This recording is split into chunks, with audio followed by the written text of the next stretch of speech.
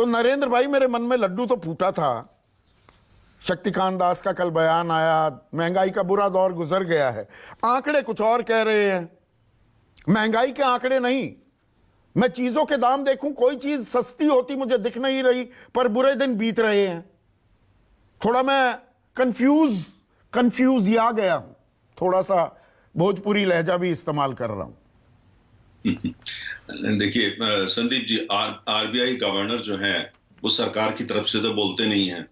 RBI एक जो है ऑटोनोमस ऑर्गेनाइजेशन है और वहां पे आप जानते ही हैं वहां सैकड़ों अर्थशास्त्री काम करते हैं, बड़े अच्छे अच्छे अर्थशास्त्री हैं। और आरबीआई के गवर्नर के साथ दरअसल हमारी पार्टी की, खुद मेरी, हमारी तो अक्सर असहमति रहती है। इंटरेस्ट रेट को लेकर के जब वो बढ़ाते हैं घटाते हैं, जो भी होता है उसको लेकर असहमति रहती है, लेकिन उनका एक अपना नजरिया होता है जो उन्होंने वक्तव्य दिया है, ये भारत सरकार की तरफ से नहीं दिया है। ये एक ऐसी संस्था जो अर्थव्यवस्था को हमारे जितने लोग पैनल पे बैठे हैं उससे बेहतर जानती है, उनका वक्तव्य है। और जाहिर है कि वक्तव्य के पीछे उनका अध्ययन होगा, रिसर्च होगी आरबीआई की। जैसे मैंने कहा, बहुत ही अच्छी क्वालिटी के वहां तमाम सारे अर्थशास्त्री हैं, सैकड़ों, और बहुत बेहतरीन है। चाहे वो वर्ल्ड में जितने भी सेंट्रल बैंक्स हैं उसमें से आरबीआई उनमें से अमंग द बेस्ट है, कोई उसमें दो राय नहीं है। अब उनका अध्ययन है और उनका एक निचोड़ है कि भाई अब महंगाई को लेकर के हमको चिंता का विषय नहीं है अब। और मुझे लगता है कि काफी हद तक उनकी, अब आंकड़ों की जहां तक बात रही, आपने तमाम सारे आंकड़े दिखाए, अब आंकड़े निकाल के मैं भी दिखा सकता हूं या कोई भी दिखा सकता है जिसमें कहें नहीं साहब इसके दाम तो नहीं बढ़े।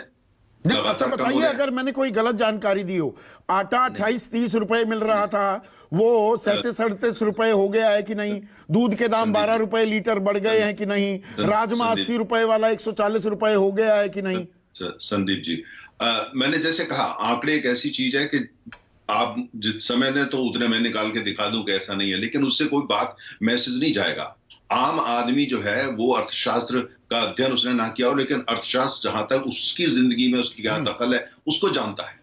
और हम पूरे देश के अंदर हैं, हम एक राष्ट्रीय दल हैं और हम अच्छी तरीके से बड़े कान नजदीक में रखते हैं कि भाई क्या लोग सोच रहे हैं और लोग क्या कह रहे हैं।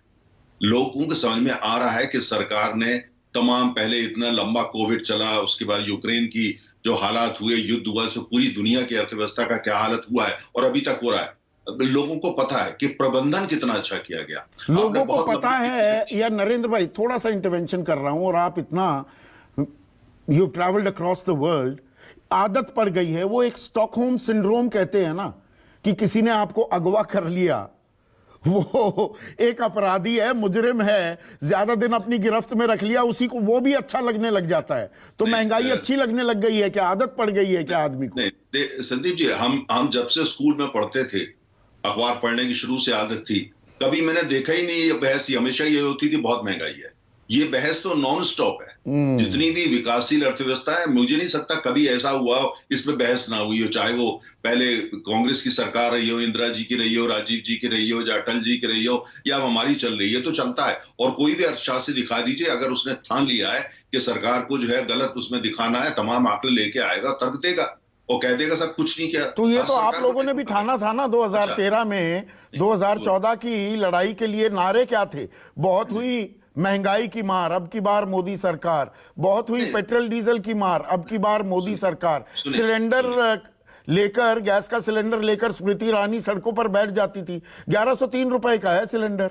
संदीप जी देखिए, मैं आपको एक बात कहूं, आप जो कह रहे हैं ये बात जो है, देखिए जनता बहुत समझदार है, जनता को सब कुछ पता होता है कि कौन सत्ता में क्या बोलता है, जब विपक्ष में क्या बोलता है, किसकी क्या भूमिका। ये मुझे नहीं लगता आपके दर्शक में कोई भी ऐसा होगा जिसको ये सब बातें नहीं पता है कि विपक्ष का क्या धर्म होता है, या जो सत्ता में होते हैं उसकी क्या परेशानियां होती हैं, चुनौतियां होती हैं। कोविड इतना लंबा आया और अभी तक जो यूक्रेन का युद्ध किस दिशा में जाएगा कहना मुश्किल है।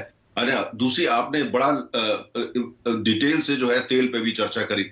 आप मुझे बताइए संदीप जी, ईमानदारी से बताइएगा कि अगर पूरी दुनिया में आज कच्चा तेल सस्ता है, जिसका हमने $73 पर बैरल बताया, और जिसका लाभ पूरे विश्व को मिल रहा है, खासतौर से वो अर्थव्यवस्थाएं जो डीप रिसेशन में जा सकती थी, अमेरिका, इंग्लैंड उसमें शामिल है, दुनिया की सबसे बड़ी अर्थव्यवस्था अमेरिका शामिल है, लेकिन ऐसा नहीं हुआ। उनकी अर्थव्यवस्था जो है काफी हद तक बची, क्योंकि तेल सस्ता रहा, और तेल पूरी दुनिया की अर्थव्यवस्था की धुरी होती है। इसमें सबसे बड़ी भूमिका किनकी रही, सोच के बताइए, जिसकी वजह से तेल सस्ता, पूरी दुनिया को उसको लाभ मिला। उन जो भूमिका बड़ी रही वो 3 देशों की, चीन, भारत और तुर्की, क्योंकि इन तीनों देशों ने पश्चिम की बहुत क्रिटिसिज्म के बावजूद रूस से तेल मंगाना बंद नहीं किया, जिसका क्या हुआ, पूरे वर्ल्ड में जो ग्लोबल जो सप्लाई चेन थी तेल की वो इंटरप्ट नहीं हुई, उसमें लगातार तेल आता रहा।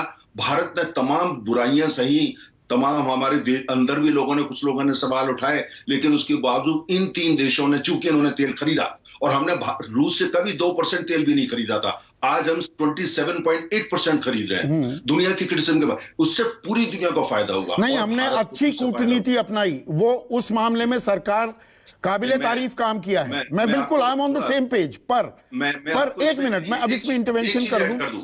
एक चीज ऐड कर दूं इससे पहले। देखिए, जैसे आप ही ने अपना इंट्रोडक्टरी जो अपना कमेंट था, आपने कहा कि तेल की भूमिका सबसे अहम होती है अर्थव्यवस्था में। सबसे बड़ा जो भारत की कूटनीति थी कि पूरी दुनिया एक खड़ी हो गई, लेकिन भारत, हमारी सरकार ने कहा हम रूस से तेल मंगाएंगे क्योंकि ये राष्ट्र हित में है। और किस क्या राष्ट्र हित में, जिसकी वजह से आज जो है आरबीआई के गवर्नर ने भी ये वक्तव्य दिया, और आम आदमी ये कह रहा है कि भाई महंगाई जो है सरकार काबू में ले आई, management economy was very good, ये आम आदमी कह रहा है। नहीं, अच्छी कूटनीति थी। रूस से हमने तेल लिया, 2% वाला 27% से ऊपर ले आए, जो हम आयात वहां से कर रहे हैं। तो दुनिया भर को हमने बता दिया अपनी ताकत, और दुनिया भर की अर्थव्यवस्थाओं को एक तरह से सहेजने का भी काम किया। तो आम आदमी को, ये भारत में जो हम लोग हैं, आम नागरिक, उसको भी तो कुछ फायदा मिल जाता है। 116 से $72 आ गया ना। नहीं संदीप जी, मैं वही आपको बता रहा हूं कि पूरी, आपने कहा कि 10 महीने से कीमत जो है वो बिल्कुल जो है वहां टिकी हुई है। देखिए, अगर जो है वो, अगर भारत ने ये साहसी कदम, हमारी सरकार ने ना उठाया होता, तो आज कच्चे तेल की कीमत $140 से कम नहीं होती, और उसे कोई नहीं रोक सकता था। आप अंदाज लगाइए फिर आम आदमी का, पूरी दुनिया $73 है ना, नहीं, $72 है ना, एक नए पैसे की कमी नहीं आई।